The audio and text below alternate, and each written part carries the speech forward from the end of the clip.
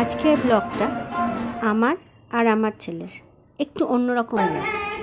আজকে আমরা যাচ্ছি নিকো পার্ক। Let's go. ছেলের আবদার পূরণের জন্যই দুজনে বেরিয়ে পড়লাম। নিকো পার্কে যাওয়ার জন্য আমি এবং আমার ছেলে বাড়ি থেকে বেরিয়ে অটো করে চলে গেলাম গড়িয়া বাস স্ট্যান্ডে।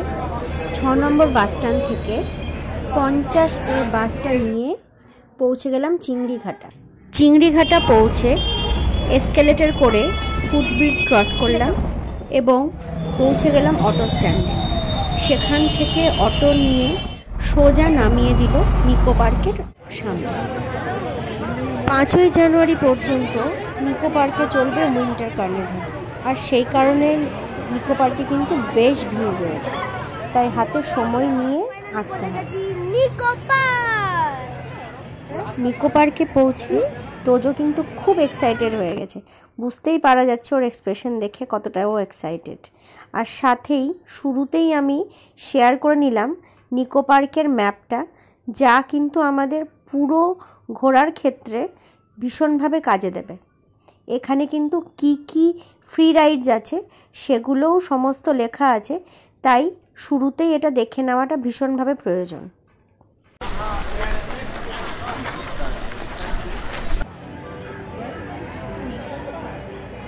আমাকে ভয় পাইয়ে দাও না, কোন গেলে আমি গেলাম।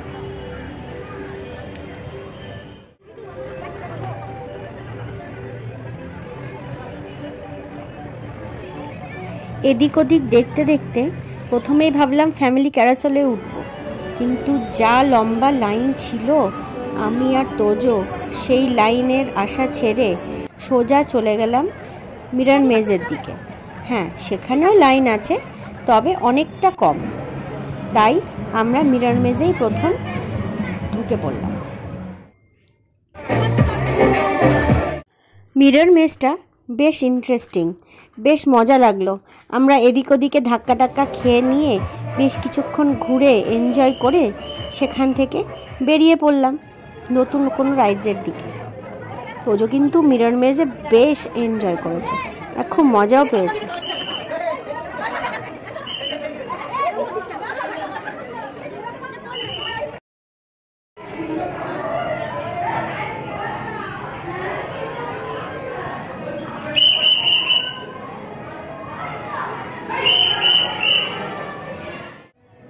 উইন্টার কার্নিভাল উপলক্ষে পুরো নিকো পার্ককে কিন্তু দারুণ করে সাজানো হয়েছে, আর এই ডেকোরেশনটা দেখতে অপূর্ব লাগছিল। তার সাথে সেখানে কিন্তু অনুষ্ঠানও চলছিল।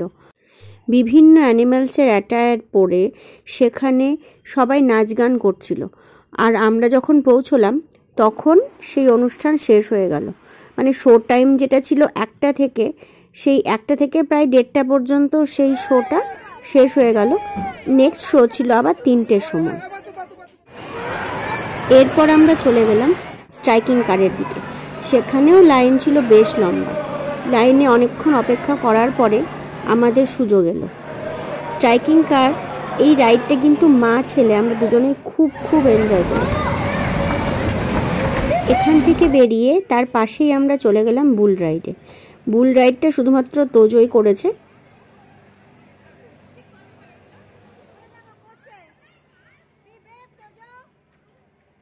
তবে বুল রাইডসে তোজোর পারফরমেন্স বেশ ভালো ছিল। যেখানে বড় বড় ছেলেরাও পড়ে যাচ্ছিল, তোজো কিন্তু বেশ অনেকক্ষণই সেই দুষ্টু বুলের ওপরে টিকেছিল।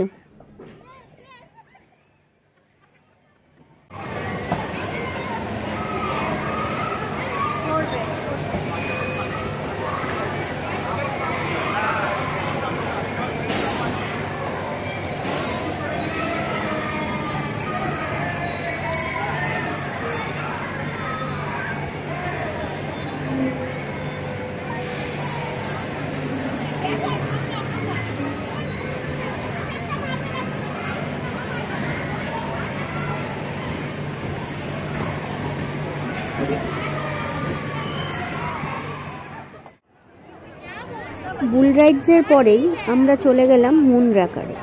পাশেই ছিল মুন রাকার, কিন্তু এই মুন রাকারে ছিল বিশাল লম্বা লাইন।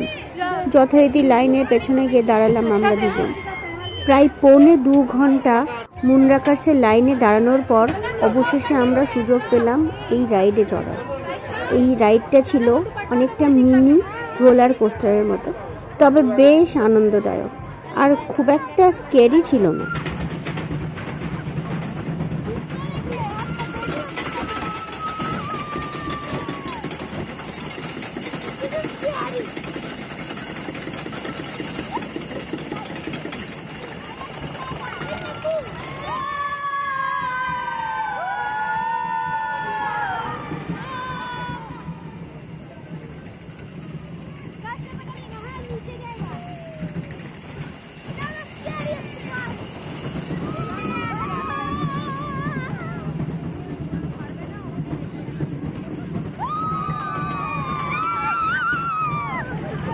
আমাদের নিকো পার্ক ভ্রমণের ফার্স্ট পার্ট এখানেই শেষ করছি।